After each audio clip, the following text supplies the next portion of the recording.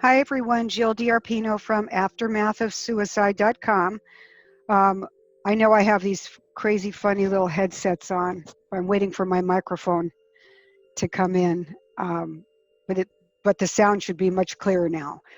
So what I'm going to talk to you about is I call the forgotten soldiers, the veterans that suffer with PTSD and of course suicide rate being high among them. For those that don't know or you're new to my channel, I talk about a lot of different topics, but in 2014, my son took his life. And so this is near and dear to my heart. I give to um, Wounded Warriors. I'm trying to think of the site. There's many of them that you could help donate to. Gary Sinise, the actor, is really a huge advocate for this topic and helping the veterans. So according to Stars and Stripes, as of 2019, 17 veterans a day take their life. It's astounding. It's sad. We've come a long way since Trump took office and actually is helping much more with the veterans than they got years ago. But we still have a long way to go. So let me just read to you some of these stats that I found.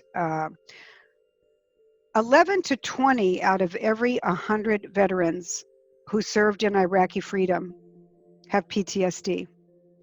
12 out of every 100 in the Gulf War have PTSD. And 15 out of every 100 Vietnam veterans, wow, were diagnosed with PTSD. They're saying that it's believed that 30% of Vietnam veterans have PTSD in their lifetime. That is just sad, very disheartening. I suffer with PTSD since the news my son was found dead and took his life. So I understand the need for help, the need for service companion dogs, which is really huge for veterans to have a pet like that. For those pet lovers out there, you know how important the love and the unconditional love and what you get from your pet. So that's why so many more veterans are getting service companion dogs. I myself, both of my dogs are emotionally support companions for me. They became legal in 2016. And I can't tell you the joy that they bring me when I'm sobbing on the floor and I look up and they're just staring at me. And it sometimes snaps me out of what I'm going through because I don't want to bother them. I don't want to upset them. They just want you to be happy, and there's nothing they can do but just sit there and look helpless. So they are a big help. But this was something that I read here, and I thought it was important to say because I remember when my son came home in 2011, he was not only lost, but wouldn't leave the house for a good month. And this was something that one of the veterans said: you never feel more alive or more connected with people than you do when you're in that combat field.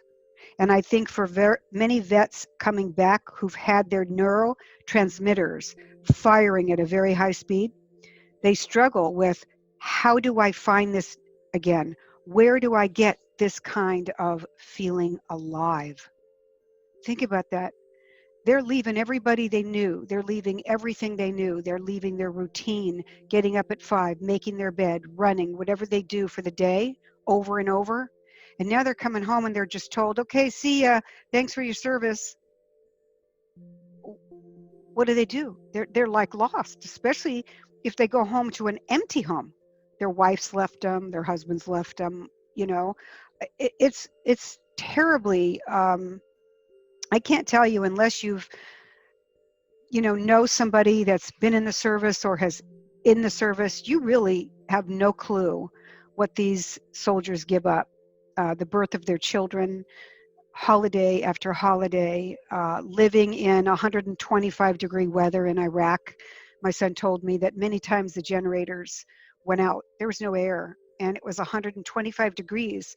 And they've got full gear on, and they're packing 70 pounds in their backpack to carry. A lot of times they have to carry another soldier over their back just as a, to practice.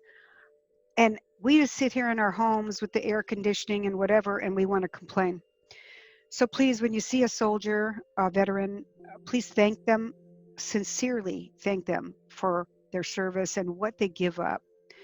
My book is soon to be released and in print.